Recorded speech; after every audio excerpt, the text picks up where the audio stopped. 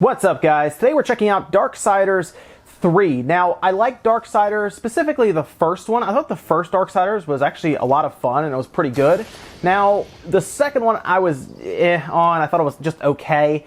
And now here comes the third one, and the third one's being brought to us by THQ Nordic and Gunfire Games. Now, THQ Nordic did send over a review code for me to check out early, so I've been playing it for the past couple days when I've had time, and I actually like this game. There are a few issues with it, and I think that can be kind of ironed out with a patch, but it's an interesting situation here. Now, the Darksiders games are all based on the four horsemen, and you usually play as a different horseman in each game. Actually, that's how it's been since the first one, and there's the third one. So we've had War in the first one, we had Death in the second one, and now we're up to Fury, and we still have Strife left over, which maybe that's the fourth game. We'll have to see if that happens, probably based on how well this one does. But now we're playing as Fury, and I've actually been enjoying this game, and I'm going to talk a bit about it. It's $59.99, and it's currently on the Xbox One, the PlayStation 4, and the PC. I am playing it on the Xbox One X, and that's kind of a weird situation on that, which we'll get into, because I think PC users are probably getting the best experience right now, to be honest, and we're going to go over a bit of that. So, what is this game exactly? Well, technically, it is an action, adventure, RPG, beat-em-up style game. It's interesting. It actually is technically open world, but it's also corridor based, where you have these big open spaces, but then you technically are kind of being pushed through to a certain section, which basically is the next boss, because Fury is being tasked with taking down the 7 deadly sins. And it's interesting how that plays out, since the different bosses are, well, each sin, and a lot of times you end up fighting them in their environment. So for example, you fight Sloth. Sloth is actually this big insect-looking thing that's huge, very fat, and it just doesn't want to do much of anything, but he ends up fighting you because you kind of press him on it. And it's pretty funny how all that worked out. I didn't really want to spoil too much about the bosses. I think the bosses are like the best part of this game, and that's kind of where it works into what I think it's modeled after. And I'm going to explain to you exactly what that is. This is an earlier part of the game. I didn't want to go too far in. This is an early section of the game, and I've actually leveled up a bit for this section. I think I'm over-leveled for this section, but it'll kind of work out in some of this gameplay. Level 28 right now, taking down some of the deadly sins and everything. And this game reminds me heavily of Dark Souls. It's actually pulled quite a bit from Dark Souls. Now, I'll actually show you how that goes down. So we're going to work in here, and we're going to come across some enemies pretty soon. At least we should. I was kind of playing around and took some out, so I might have to maybe go through a serpent hole and reload some of that. But let me actually go through here, and we'll probably be running into some soon. So the issue I have right now with the game is on the Xbox One X, the version that I'm playing, the frame rate is extremely unstable. And I don't really know why that is, because the game itself doesn't look that like crazy. Like, it's not like the visuals in this game aren't to the point where I would expect the Xbox One X to struggle at all. And I think a lot of that comes down to it not having a patch of any kind to use the features of the Xbox One X, because the game's 22 gigabytes, which tells me that it's not really using 4K assets or textures or anything. And when I go into the options menu, it just has for graphics, brightness. So I can turn the brightness up or down. It has subtitles, so it doesn't have that Spyro issue, which is good. But yeah, I don't know what's going on there. But when we start getting into combat here, you will probably see the frame rate start to dip, and it happens in some of the worst times. Like, some of the times that it happens, I was getting a little annoyed because it does actually affect what you're doing, since you have to dodge a lot in this game. So here we have some enemies to fight. You have your standard whip attack. I also have much faster weapons here that are fire-based, and then I also have a lightning-based weapon as well. So you can kind of see right away some of the, I guess, the beat-em-up style parts of the game, and it does have numbers that pop up, because it is fairly leans on its RPG elements quite a bit, which I actually like. That's one of the reasons I like this game, because it's fun, which is, as you can see, it's action-based. It's harder as you go along and you're a little more level with the enemies you're fighting, whereas now I'm quite a bit stronger than some of these enemies. But you have a ton of combos you can use, and something that I really like about the game is the combos are certainly based around you actually knowing what you're pressing. And what I mean by that is, if you go into like the combos and you take a look around, You'll notice that there is like neutral on the left stick, so you have to, think about it and be like, okay, I gotta leave this neutral. There's also delay, so if you press X, you gotta stop for a minute, basically, like half a second, and then press X again. You can technically go crazy and start mashing buttons, but you're gonna be more effective if you do something like actually delay and then attack correctly, like that. You'll get a ripcord. And I like that idea that they're implementing here, because I think it does make the combat more purposeful, right? It may, like, you have to know what you're doing to get the most out of Fury. So this is kind of where it starts becoming a bit like Dark Souls. So you've noticed I've attacked those enemies.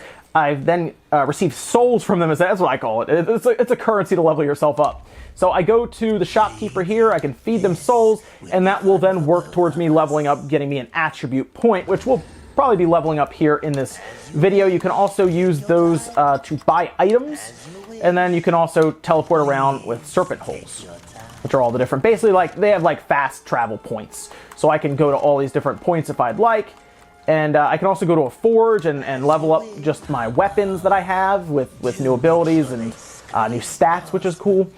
But throughout playing this, I feel like the game itself has moved along quickly enough. Like, it doesn't really drag too often. The story sequences they're not as fleshed out as I think they could have been, and it doesn't have the dungeon structure of the first one. That's one of the reasons I really like the first one. It did feel like a more mature Zelda game, which was pretty cool. I actually like that a lot about it, but this one does not really have that. It's more corridor, you run into a puzzle, which some of them are kind of difficult, and then you kind of move on from there. Let me actually go to a different area that should have maybe some, usually when I go through here, I think it actually like respawns the enemies. The load times are a bit long. That's another issue. In fact, if you're running through the corridors a bit too fast between areas, it will physically stop you and then have a loading icon in the bottom right, and you just kind of sit there for 5 to 10 seconds kind of waiting. But other than that, and the frame rate being kind of all over the place at times, it's a pretty fun game. If seriously, if there were no performance issues, I would actually recommend this game straight up if you're a Darksiders fan. It's more Darksiders. It's a very safe iteration. Like I said, it pulls from games that have worked, like a Dark Souls game. And I know that's kind of a joke at this point. I've talked with people and I'm like, yeah, this feels like Dark Souls, and they kind of agree. But I think it's a good take, and it's a good mesh of those ideas with Darksiders itself, because Darksiders is a bit faster, and I just think it works a bit better with the game. Actually, I'm gonna go to a different area. You can kind of see the frame rate struggling a bit there. It's worse when it's in combat. I don't mind as much. I mean, it's still annoying, obviously, because it's the Xbox One X. You figure it wouldn't struggle as much. And again, I think that has more to do with these are like underground areas. Let's do that. These have more to do. I feel like they just didn't prepare for the Xbox One X. Maybe a patch will come later, and it seems to happen a lot when a lot of things are trying to load on screen, and it feels weird that the Xbox One X would struggle this much, especially looking at the PC requirements. And today I checked out some PC gameplay just to see if it was like that everywhere. No, it seems fine on PC. So I think it has to do with just them designing it for the Xbox One, but not necessarily the X, which is, it's weird. It'd be cool for them to take advantage, and I hope they do, because this game is pretty cool, and I think it would look great if they have it like that, or just the performance option. That's probably what I prefer, to be honest, with this type of game. So this is actually an area I didn't like, because these guys throw bombs at you the entire time, but we can still take them out. These creatures are a little further into the game, so they're a little harder to kill for my character here. But here's like they have like these enemies set up. They're kind of like not necessarily bosses, not really mid-bosses either, a little below that, but they'll give you good items and souls, more souls. I keep calling them souls, but that's what I'm going with. I think they're souls. Let me actually, you know what? I should switch to my lightning just to get a look at that. There you go. You switch pretty easily. You actually just hit left bumper, and then you have a button set up for it, and you can pretty much switch on the fly pretty easily. And then you have this dodge. If you dodge at the right time like that, you get a nice little bonus where you can do arcane damage, what they call it. And oops, there's another guy there. And you kind of have to time it. The window is not very wide, so that's one of the reasons why when the frame rate messes up, it's really annoying, because it's a pretty fine window to kind of work that into. So we took care of him, which is good. We'll keep running around here. There's a T-Rex actually made out of bones in here. Just kind of neat. Let me go down here. So with the lightning, I can actually levitate. So they do have like these extra abilities. The fire lets me kind of get a third jump out of it and actually do damage.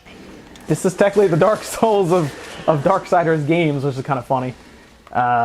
That's just kind of how they have it set up. But I've been enjoying it. I'm not really sure how long exactly the game is, but it's felt pretty lengthy so far. It just moves pretty quickly. Like, you're always kind of moving through corridors, attacking enemies, getting new abilities, new upgrades, and leveling up a lot too.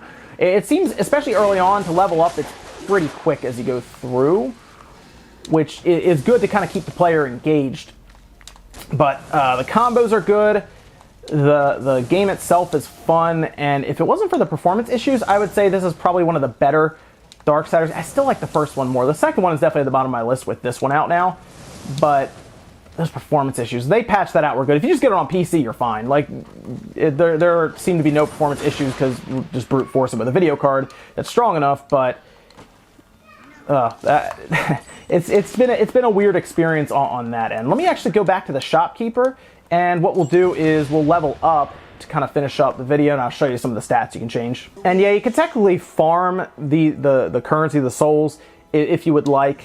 You can pretty much go back through the levels, farm these different souls, and level yourself up further to try to maybe over level a part that you're struggling with or having a hard time with. The game is very difficult compared to other Darksiders games, so it makes sense that you'd be able to do that. I have enough here to level up now, so I'm level 29. Let me go back, and that gives me an attribute point, and I'll go over those very quickly with you. There's health, strength, or arcane. Arcane is when you dodge, you get bonus damage when you then hit with like a counterattack with any of the weapons. So you have the lightning, the staff, you have your fire weapons, then you also have your standard whip. You'll get bonus damage from attacking with that. You have strength, which is probably what a lot of people, strength and health are probably what most people are going to level up first. Of course, health lets you live longer, and strength affects all of the damage that you do pretty much right away when you just start swinging your whip or your other weapons. So I've been kind of working more on health and just kind of strength. If you're not getting hit a lot, I guess dump it into strength and arcane. Just know that your health is going to deplete pretty quickly. So I'm actually going to put this one a bit further into strength. So that's level 13, and they all have different levels. Aside from that, you also have your hollows, which are your weapons that you gain as you go forward, and then your relics, which also do different things. And then your weapons, as you see here, you can also level up as you go and kind of put in basically enchantments into these sockets, which you can then level up further. You also get crystals like this one, which, again, similar to the Soul series. So this game, I like. It feels very safe. Yeah, it feels like a very safe entry into the Darksiders series. It doesn't really do anything too crazy or new, and it pulls a lot from other games around it. But I do think it's a good Darksiders game, with the performance issues being the one thing that really drags it down for me so far. And that might even just be on the Xbox version. That's the version I've played. That's the one they gave me. So that's the one I'm checking out. I feel like on PC, it's probably a really good game because you're probably getting 60 frames per second straight up. But yeah, it's a fun game. I like it. Darksiders 1 is still my favorite one, but this is now my number 2, with the second one being at the bottom at number 3. So I would check it out. It's done by THQ Nordic and Gunfire Games. It's $59.99. It's on Xbox One, PS4, and PC. Thanks, guys, for watching. Make sure you give this video a like if you liked it, dislike it if not, and I'll see you guys in the next video.